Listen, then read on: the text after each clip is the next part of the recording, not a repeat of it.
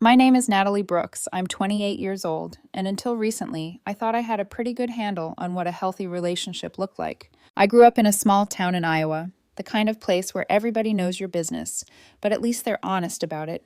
You say what you mean. You show up when you say you will. If you don't want to go out with someone, you tell them. You don't ghost them. It's simple, sometimes painfully simple, but it taught me one thing: respect people's time, don't play games. Apparently, Denver didn't get that memo. I moved here a few years ago for a marketing job, and now I work as a marketing specialist for a mid-sized company. It's not glamorous, but I like it. I live out in Thornton, in a quiet apartment complex with too many beige walls and a decent view of a parking lot.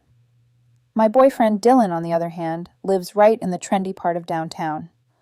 Rooftop access, exposed brick, plants that somehow survive his neglect. Very Instagrammable. We've been together for about 4 months.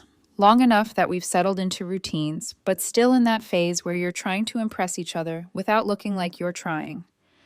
Dylan is 26, works in social media management, and has an effortless charm that made it easy to fall for him. He always knows the newest restaurants, the best bars, the little coffee shops tucked into alleys. When he's good, he's really good. Funny, attentive, affectionate. When he's not, well, that's what this is about. Last Saturday was supposed to be our date night. Dylan had been talking all week about this new sushi place downtown. He'd pulled up the photos on his phone, showing me artfully plated rolls and cocktails with smoke coming out of them. "You're gonna love it, Nat," he said, leaning back on his couch with that confident grin. "I booked us a table for 7. Dress a little cute, okay?" I laughed and rolled my eyes, but I was excited. It had been a rough week at work. Campaign deadlines, client changes, all the usual chaos, and I was looking forward to a night where someone else made the decisions. On Saturday, I left work a little early, went home to shower and change, and by 5:30, I was on I-25, inching my way toward downtown. It's about a 30-minute drive without traffic, which basically means it's never a 30-minute drive. I'd factored in the weekend congestion and the eternal parking hunt. I had the music up, the late sun glinting off the cars ahead of me, and for a moment it felt like my life was balanced, busy, but good. Work, friends, a boyfriend who wanted to try new restaurants with me. Normal. Then my phone buzzed in the cup holder. I glanced down at the screen at the next red light. Dylan. "Hey babe, feeling really sick all of a sudden. Think I caught something at work. Rain check on tonight?" The disappointment hit first, then concern. I sighed, let my forehead rest against the steering wheel for a beat, then typed back. "Me. Oh no, I'm sorry. What's going on? Fever? Stomach? Do you need anything?" By the time he answered, traffic was starting to move again. "Dylan, just feel awful. Don't think I can make it out. Let's just reschedule, okay?" I stared at the message, then at the clogged highway in front of me. I'd already burned half a tank of gas driving back and forth this week, but if he was sick, what was I going to do? Argue? I took the next exit, looped around, and merged back into traffic going the opposite way. "Okay," I texted. "Rest. Drink water. Let me know if you need anything. I can drop soup or meds." He sent a heart emoji and a "you're sweet," and that was that. I spent the rest of the evening in leggings on my couch, eating leftovers and watching Netflix. A little bummed, but also telling myself this is what relationships are. People get sick. Plans change. You roll with it. That's what a good partner does, right? Fast forward to yesterday. We were at his place after work, curled up on his couch. He was scrolling through TikTok on the TV, showing me some couple's relationship test video. "You know," he said casually, "a lot of people don't really know who they're dating until they test them." I made a face. "Test them how?" "Little things," he said. "See how they react to disappointment, jealousy, stress. It tells you who they really are." I shrugged. "Or you could just talk to them." He smirked at that, like I'd said something naive and cute. Talking only gets you the version of themselves they want you to see. Real situations show you the rest. Something about the way he said it tugged at a thread in my brain, but I couldn't quite place it. Then he looked at me with this almost proud expression. "Remember last Saturday?" he asked. "When I canceled dinner?" "Yeah," I said slowly. "When you got sick." He watched my face. I wasn't actually sick. It took a second for the words to land. "What?" "I felt fine. I just wanted to see how you'd react if I bailed last minute." I blinked at him. "You lied about being sick?" "It was a test, Nat." He said it like it was the most normal thing in the world. I wanted to know if you'd be understanding or if you'd get mad and start demanding answers. For a moment, I didn't say anything. I could feel my heartbeat in my ears, the memory of headlights on I-25, the ache in my shoulders from gripping the steering wheel while I turned around. You had me drive halfway into the city in rush hour, I said quietly, then turn around and drive all the way back, for a test. He rolled his eyes like I was missing the point. You're focusing on the wrong part. The important thing is, you passed. You were sweet about it. You didn't guilt trip me. That's what matters. I stared at him. It matters that I was kind when I thought you were sick, because I believed you. Exactly, he said, as if we were in agreement. See, you're understanding when things don't go your way. That's good to know. My irritation flared into something sharper. Dylan, I wasn't disappointed because my plans didn't go my way. I was disappointed because I thought you weren't feeling well. I was worried about you. He shrugged. Same difference. It's not the same, I said. You lied. You wasted my time, my gas, my whole evening for a character quiz. He let out a short laugh, like I'd said something dramatic. It was one night, Nat. It's not that big a deal. People test compatibility all the time. Do they? I asked. Like this? He leaned back, crossing his arms. You're reading way too much into it. I was just trying to be smart about who I'm dating. And you passed. Why can't you just be happy about that? Because something about it felt fundamentally wrong. That was the part I couldn't shake. It wasn't just about the gas, or the reservation, or the wasted lipstick. It was knowing that while I was turning around on the highway, worrying about him, he was sitting at home collecting data on me. I don't like being lied to, I said finally. Especially not on purpose. Especially not as some kind of test. Dylan's jaw tightened for a second, then he forced a smile. You're being too sensitive. It was one little white lie, Nat. I learned something positive about you. This should be a good thing. He grabbed the remote and unpaused the TikTok video as if the conversation was over. On the screen, a girl pretended to text her boyfriend from a fake number to see if he'd flirt back. The comments were full of people arguing about whether tests like that were toxic or smart. I didn't say anything else. I just sat there, watching the ring light reflections in Dylan's TV screen eyes, wondering what else he might have tested without telling me. Had it just been the canceled date? Or was that the only one he'd admitted to? I thought back to the time he joked, half serious. What would you do if one of my exes texted me? And the way he seemed disappointed when I said we'd talk about it like adults. Or the night he asked me to rate his friend's attractiveness and pouted when I refused. Or when he'd laughed about wanting to check my phone for fun and then seemed weirdly let down when I handed it over without hesitation. Tiny moments I'd brushed off at the time, but now they lined up in my mind like little red flags on a string. On the drive home that night, the city lights blurred in my windshield as I replayed the whole thing over and over. Maybe I was overreacting. Maybe I wasn't. Where was the line between being understanding and letting someone treat you like a lab rat? By the time I pulled into my parking lot in Thornton, I still didn't know the answer. But one thought kept circling in my head, refusing to quiet down. If this was just the first test he told me about, how many others had I already passed without even knowing I'd been graded? I spent the next few days replaying that conversation in my head. It wasn't just about the lie or the test. It was the way Dylan acted like it was nothing, like I was the one being dramatic for reacting the way I did. Part of me wanted to tell myself that I was overreacting, that it wasn't the biggest deal in the world. After all, we'd only been together for a few months. But every time I thought about it, that little nagging feeling came back. It wasn't just about a single evening or a tiny test. It felt like he had been testing me all along. Still, I told myself I'd try to put it out of my mind and move on. Maybe it wasn't the healthiest way to approach things, but sometimes relationships aren't perfect, right? People make mistakes. Maybe it had just been a misunderstanding. But then Dylan texted me again a few days later, inviting me to come over after work. He didn't apologize. He didn't even acknowledge the whole test thing. But I thought maybe we could have a calm, grown-up conversation about it. If anything, I just needed him to understand why it bothered me so much. I arrived at his apartment, tired from a full day of work, and found him lounging on the couch, his usual relaxed smile on his face. It was hard to stay mad at him when he was so effortlessly charming. "Hey, you!" I greeted him, trying to keep my tone light, but there was an edge to it that I couldn't quite hide. He looked up from his phone and grinned. "Hey, babe. Long day?" "Yeah," I sighed, sitting down next to him. I paused for a second, trying to find the right words. I've been thinking a lot about our conversation from last week, about the test. His smile faltered for just a moment, but he recovered quickly. Ugh, you're still hung up on that? I'm not hung up on it, I replied carefully, trying to keep my emotions in check. I just think we need to talk about it. Because it's not about one little test, Dylan. It's about the principle of it. You lied to me on purpose to see how I'd react. He rolled his eyes, and I could feel my frustration building already.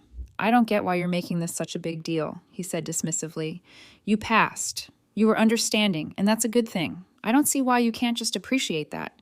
Because it's not about passing a test, I said, my voice rising just slightly.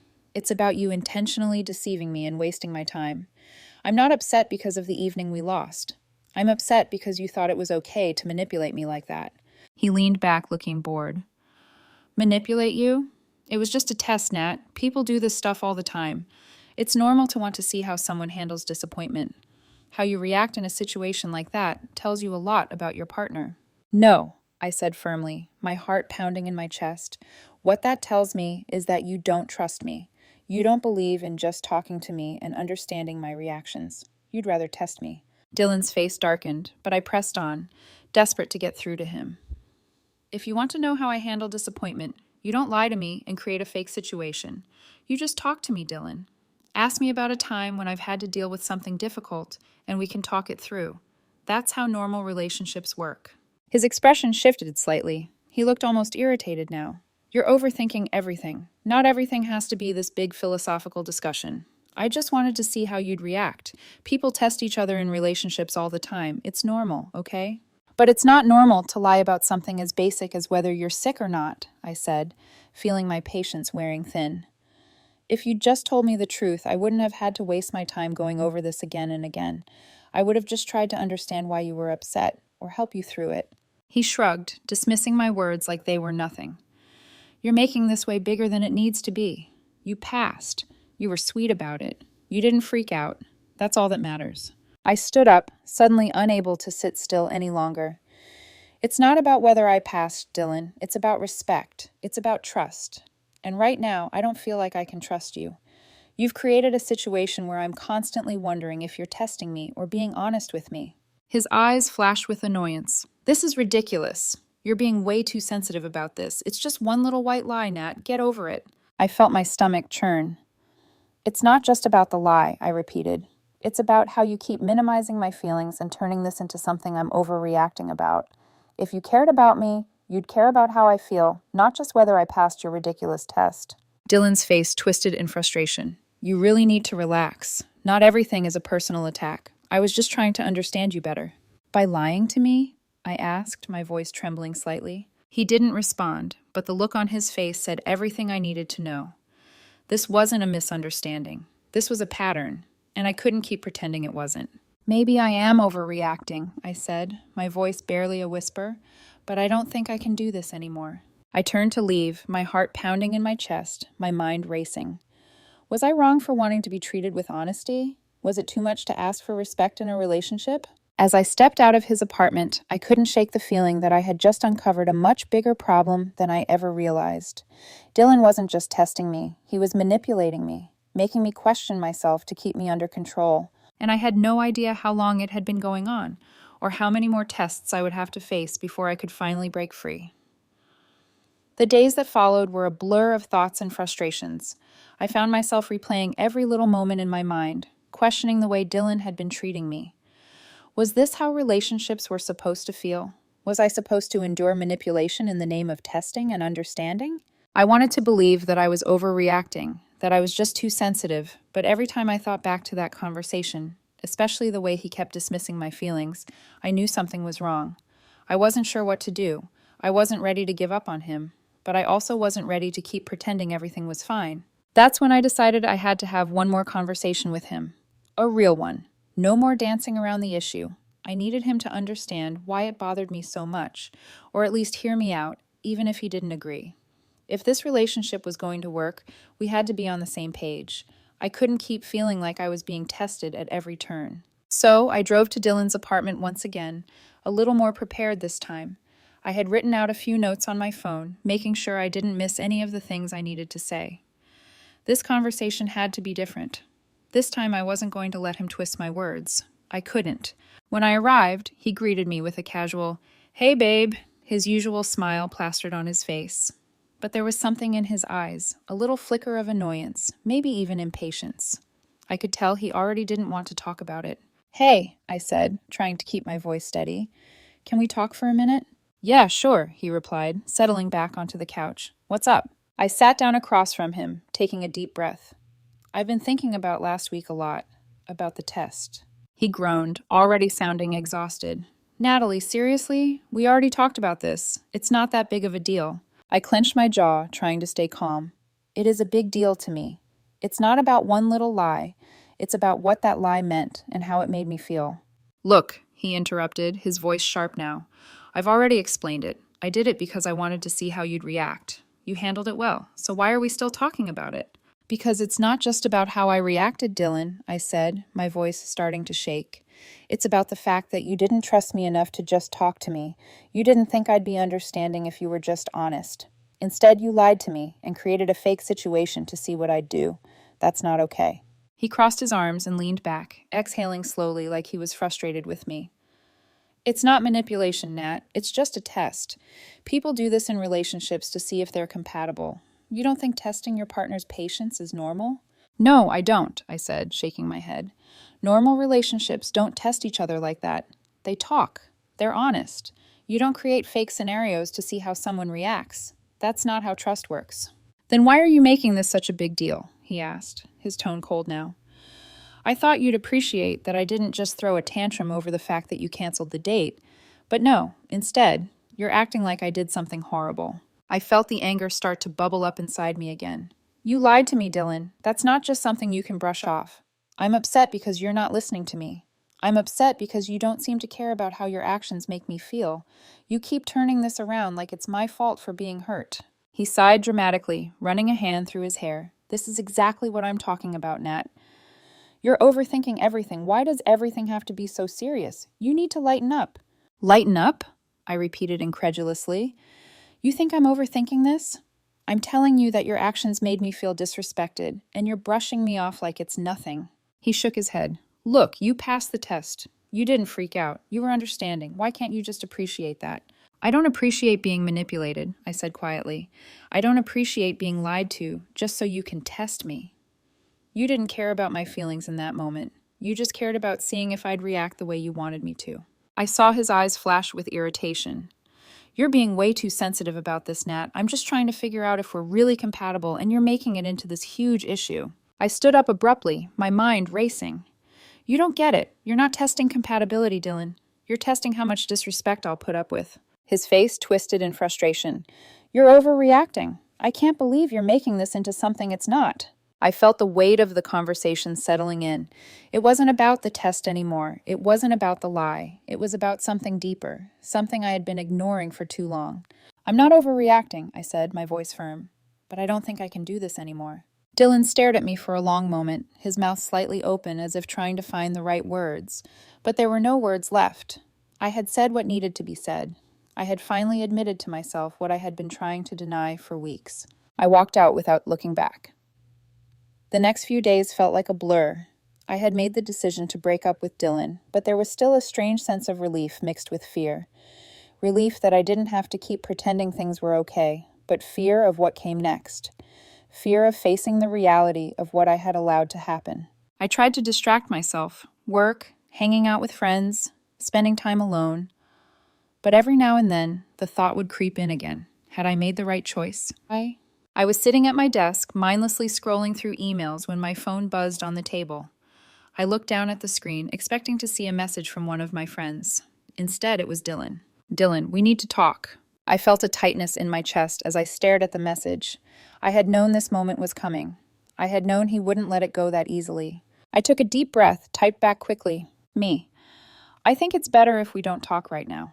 I waited for his response, but there was no immediate reply. Instead, the door to my office opened, and my coworker Stephanie stepped in. "Hey, everything okay?" she asked, sensing my tension. "Yeah," I said, forcing a smile. "Just dealing with some personal stuff." "Want to talk about it?" I hesitated for a moment, then nodded. Maybe talking to someone else would help me sort through this mess in my head. "I broke up with Dylan," I said quietly. feeling the weight of the words. Her eyebrows shot up. Whoa, what happened? I sighed, leaning back in my chair. It's a long story, but I realized something important. I didn't just break up with him because of one test or one lie.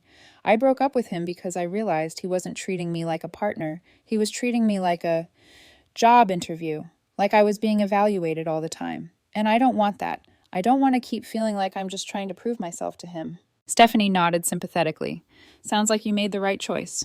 I hope so, I said, feeling the tension in my shoulders start to ease just a little. I think I did. But it's just hard, you know?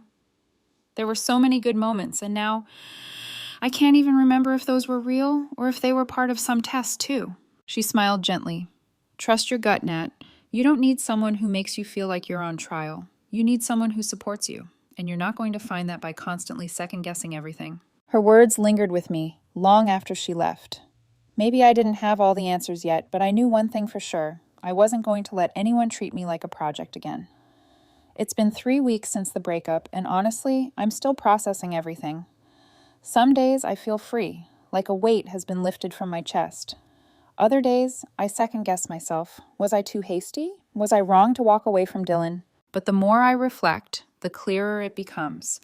The relationship wasn't just about him testing me. It was about him testing how much disrespect I would tolerate, how much manipulation I would accept before I finally saw through the mask. I've been focusing on other things now: work, friends, and most importantly, myself.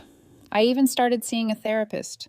At first, I wasn't sure what I'd get out of it, but the more I talked about my relationship with Dylan, the more I understood just how much I'd been compromising my own values to make him happy. In the beginning, I told myself I was just being understanding, but now I see that I had let him define what was acceptable in the relationship. I had allowed him to create situations that made me feel like I was constantly walking on eggshells, wondering if I was being tested or if I was passing.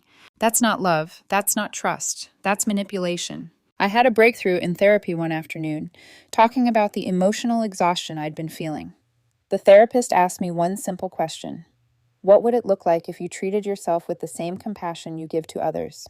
At first, I didn't know what she meant, but as I thought about it, I realized that for so long, I had put everyone else's feelings ahead of my own, especially Dylan's. I was so focused on understanding him, his tests, his quirks, his needs, that I neglected my own boundaries. I'd let him cross them because I believed, for some reason, that I had to prove I was worthy of his attention. That's when it hit me. The real test wasn't whether I passed his game. The real test was whether I would choose myself over someone who didn't value me. And I realized I had passed it. With flying colors. I was at a coffee shop one afternoon when I ran into Mason. He was there with his wife, Megan, and their 2 kids, but he came over to say hi. I hadn't seen him since the breakup, and I'd been meaning to thank him for all the support he gave me during that time. You doing okay? He asked, his usual no-nonsense expression softened with concern. Yeah, I said, nodding. Better than okay, actually. I think I'm starting to understand what happened with Dylan and why I felt so messed up in that relationship. Mason raised an eyebrow. Oh yeah? What's your takeaway? I smiled, leaning back in my chair. I thought it was about the tests, you know. I thought it was about whether I could handle disappointment or whether I was understanding enough. But now I get it. It wasn't about that at all. It was about him testing how much disrespect I would put up with before I finally walked away. And I'm proud of myself for leaving. He grinned, giving me a thumbs up. Good for you. Honestly, Nat, it was clear from the start that he was playing games.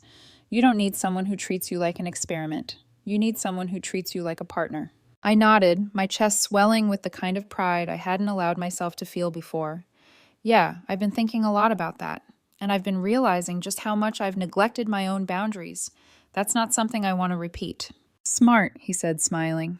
You deserve someone who respects you, not someone who wants to see how much crap you'll take. As we talked, I realized how much the breakup had changed me. I wasn't just recovering from a bad relationship. I was learning how to be more authentic with myself, how to trust my instincts, how to stop questioning my feelings when they were telling me something wasn't right. Later that week, I made a conscious decision to reach out to some of my friends from work. They had been supportive during the breakup, but I'd been distant, keeping my focus on getting through the days without drowning in negative emotions. It was time to reconnect. We decided to meet for drinks at a local bar after work, and as I walked into the space, I realized how much lighter I felt. The tension in my shoulders had eased, and I was genuinely looking forward to just enjoying myself without the emotional baggage of trying to make someone else's behavior work for me. That night, I laughed harder than I had in months. I talked freely with my friends about everything and nothing. And when the topic of dating came up, I felt no pressure to jump back into it.